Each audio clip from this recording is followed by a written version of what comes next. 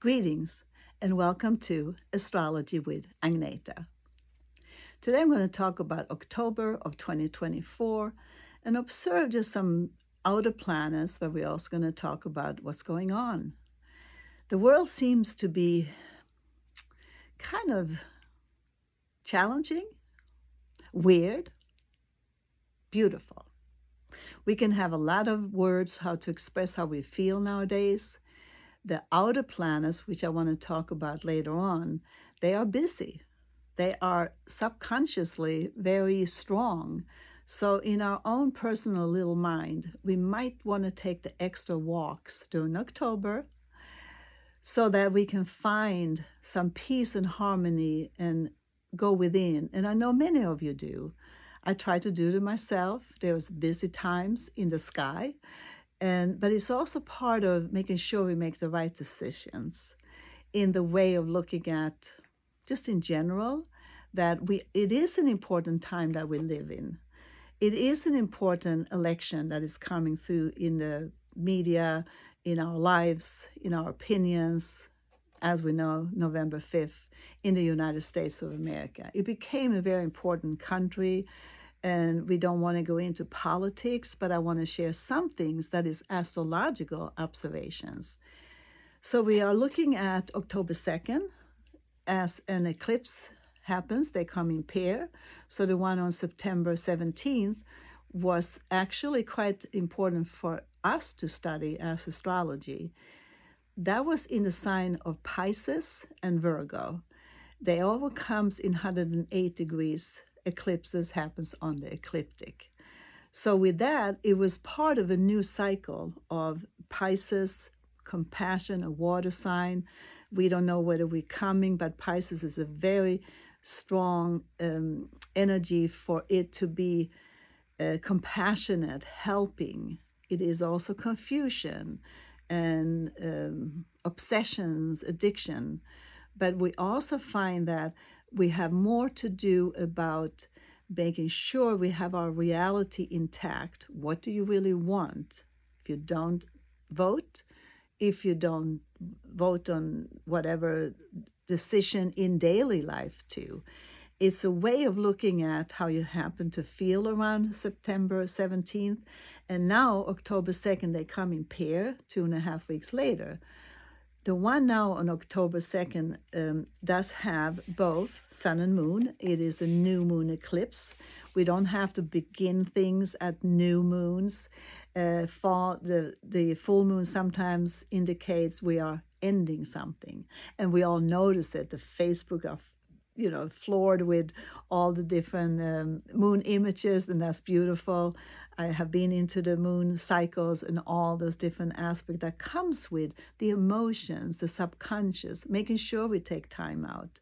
So now on October 2nd is part of the moon's nodes, the phases of the moon and the cycles of the eclipses has been in Aries and Libra. We have one more in March 29th, 2025, that is also in Aries. So Libra, Aries are always opposite. Me versus others has been more prominent to me lately, as everybody thinks they have an answer. And it's not about the election. It's about how people are looking at what is in the future. And if we just take a daily life, the shift that's going on has a lot to do with how we connect to each other. For example, the month of October has Mars in Cancer. Mars in itself wants to belong to Aries. Mars in itself in Cancer might be that there's been a lot of feelings and emotions inside of people, inside of you, and it has to be released as that little crab that has to be coming out of its shell. And when Mars goes retrograde, then it could be even more part of how people are expressing themselves now because he's in Cancer. He doesn't go retrograded until December 6th and then stays in retrograde motion until February, end of February of 2025. So you have this hope for the election. I'm sorry to bring it up again, but it is an important election because there is other outer planets that I will convey to you. So when Mars is retrograded, or in the month of October, he needs to he does well with Pisces, water signs, being allowed to show emotions. We're going into the fall, where we are going into, in the northern hemisphere, darker months, darker lights coming through inside of us to make sure we stay in that position to honor that we're still here.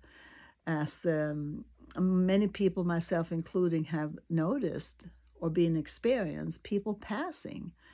It's a part of the not that I know, but it's part of, there's such a strong shift that I think some souls can't handle that or bear it.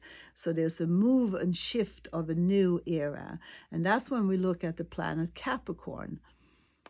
That's when we look at the planet Pluto in Capricorn. So in 2012, Pluto went into Capricorn and have stayed there and will be in Capricorn until it's like he went into Aquarius in January of 2024. But we just have to wait for a little bit, because retrograde motion happens often with the outer planets. This is masses. I want to go through some of the outer planets. The mass consciousness is very important for our individual little selves to take care of ourselves even more, because we have sometimes no control over the huge shift that I would like to share, that I have done lectures and workshops. These outer planets are just giving us symbols right now, but they still have to move into 2025, later also 2026. That's when we really know where we are heading in a changing society. So going back to Pluto, he retrograded back into, he was in Aquarius. Yes, it's a great indication of the visionary Aquarius that we all believe in. So when he went retrograded on September 2nd, back into Capricorn, within that movement, he doesn't go direct until October 11th. That is into the Aquarius. In that process of now is 29 degrees, and it will not change, but will stay 29 degrees in that process of that we call it intense election. Why can't it just be an election? Why does it have to be so much about anger, and it has to be right? And there's so much division right now that we don't know. But the vision, if I would say, then the vision is the new world. Excuse me, there is a new vision, because Aquarius has that belief system of the future. What I do want to mention, just in going back to Mars, Mars is a planet that is necessary, because it is about cleansing. It's about releasing. Never mind when you got high blood pressure, everybody gets high in just being able to express themselves right, in the righteous way. We have the right to stand up for our rights, speak the truth, and nothing but the truth. So that then we would I like to not talk politics, but I do want to mention that Mars is very important in the month of October, just in general, that we have Trump has Mars. He has a Leo ascendant with Mars on it, quite close to it. In Leo, the leader says, yes, that's what I'm doing. The Vance also has a Leo ascendant with Mars on his ascendant. We also would like to share that I looked at Taylor Swift's chart. I kind of knew it before. I knew she had a lot of Capricorn planet in the second house for finances. Saturn is in there. Saturn loves to be in Capricorn. She is a Sagittarius. She does have an Scorpio ascendant, and Mars is on her ascendant. So we hope, as any presidential election should have extra security around them, and that's where she does have to be careful in that, and she can afford good security. We wish all Mars in Cancer to make sure we stay in that position of collecting our energies and not always bringing it forth in the strong release that sometimes can happen. What I also want to say that Mercury sometimes, because I'm going to go into some of the outer planets that stays retrograded, Mercury retrograded is not until November 26th, and it stays for a little short time this time. Usually it's 40 days, but this time is just a few days until December 15th of 2025. Going back to Pluto, that's a Plutonic energy. It does hit the United States of charts of America. It's a whole Pluto return on the dot. That's very crucial for America to be cautious about what we say, how we present our country, because it's a whole return about beginning and endings in that anaretic degree. And perhaps that's why we see unrest here. What do we know? We just read our charts. So then in October, the other big planets that are important is Jupiter. Jupiter goes retrograded on the 17th, October 9th. There is a lot of dates and being busy as we are at times, looking at and keeping a track on our own lives and taking my walks, my meditation, so that then Jupiter is the big guy. He is a busy guy. He's the god of good fortune and prosperity. He's also the teacher. He's actually the guru. He's the teacher that teaches us to make sure we make the right decisions in the subconscious to become conscious. He travels far and he travels fast. Jupiter is very prominent in Kamala Harris' chart. She has a Gemini ascendant, and her karmic node, which is those karmic nodes, which is the eclipses. She's born, she's born during a full moon, not an eclipse. Trump is born during an eclipse, but in her angle of her personality, how we see her as a Gemini, she has that karmic node right on her 24-degree ascendant, which is now Jupiter. When he goes retrograde on the 9th, back and forth, everybody has to then take that time of, not running too fast. In the 10th house, as we mentioned with Trump, has a strong 10th house. He's a Gemini, Sagittarius moon. Yes, he's born during an eclipse. He has Jupiter on the midheaven too, and he's still a little vulnerable because there is a point in his chart that Uranus, another planet, is still very vulnerable. So we do want to not entice any kind of anger from anybody. And of course, nobody's going to listen to astrology, or are we? We just have to make patient about the Jupiter, because when he starts to go into this retrograde motion, I'm going to look when he goes direct, because being that he's retrograded at this point, he went into... he stays in Gemini until February of 2025. So it's still that where we're going with uncertainty, recounts, and all that stuff that everybody predicts. So the outer planets are also very important now. Jupiter and Saturn are more like interpersonal planets, and then you go out. Personal planets are how we think, Mercury, yes, Venus, how we feel, Mars acting. ABC of the simple of astrology. It's a language. So then when we then look at Saturn, which is very important because he went into Pisces in March of 2023, around there. So he stays in one sign for 2.5 years, and he will stay until throughout 2025 and then go out into Aries in 2026. So that now, when Saturn went retrograde, then he does go direct on November 15th. So you still have that retrograde motions about where do we go. And the other planet is retrograded, is Neptune in Pisces. He does go direct December 7th. Neptune is so prominent right now because he's on that 29 degrees, moving forward, moving the ocean. He is the ocean. He doesn't even belong to the water. He's the all of it. The visionary, the way that we find that he's pretty upset about how we have treated his home, his water.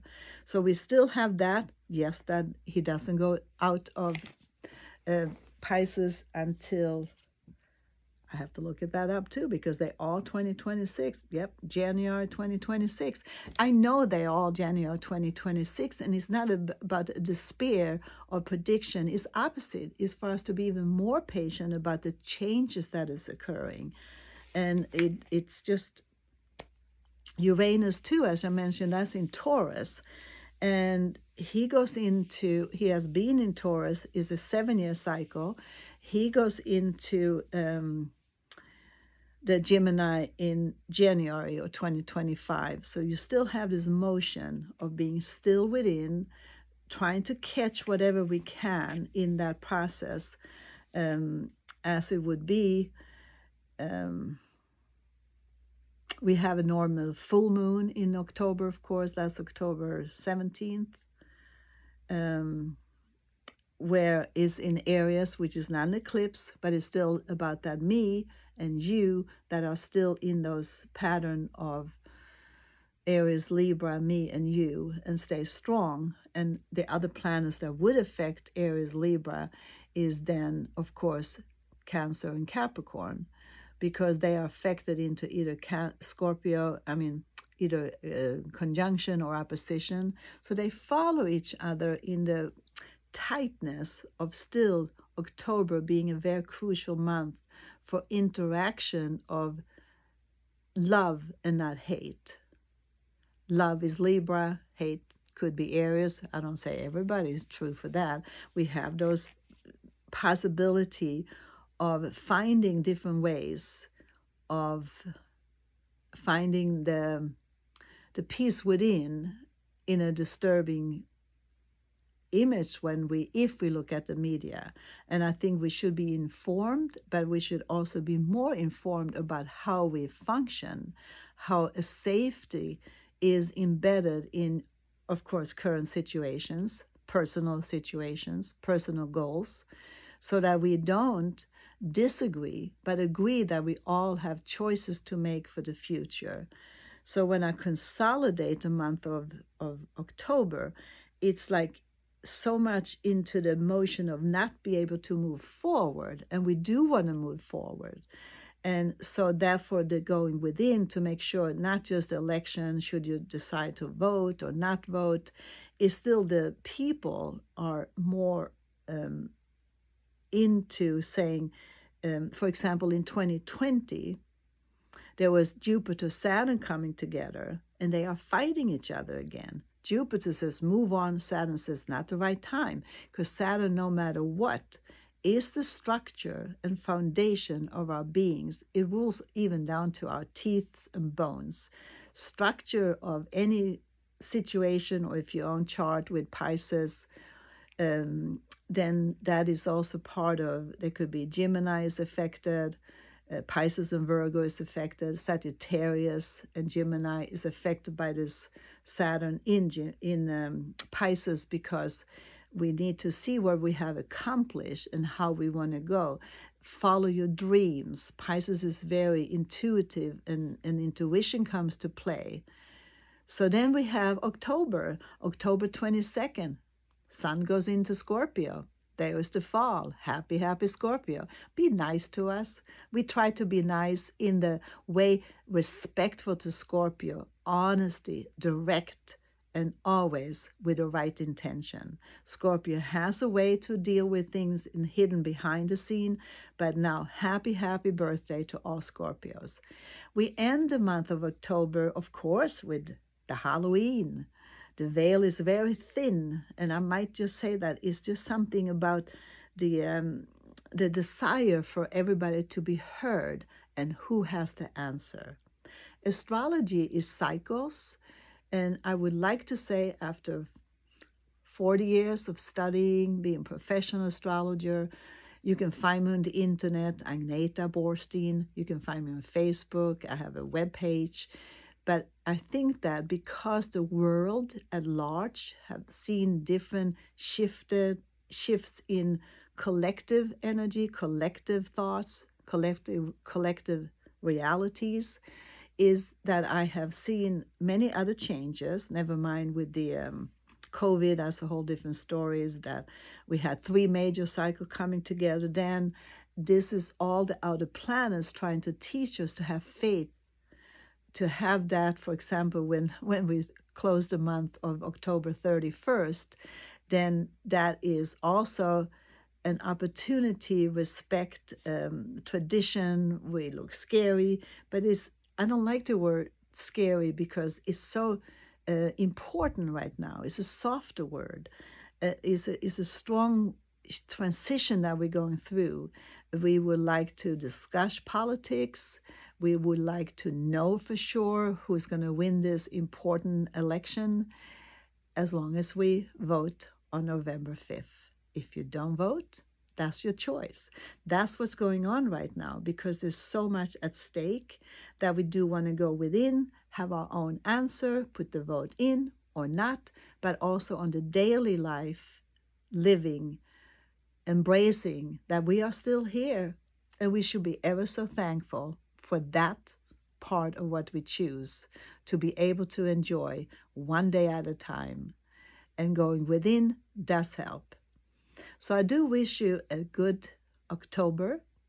I wish you all peace, love, and happiness, and stay safe. Thank you so much for being with me.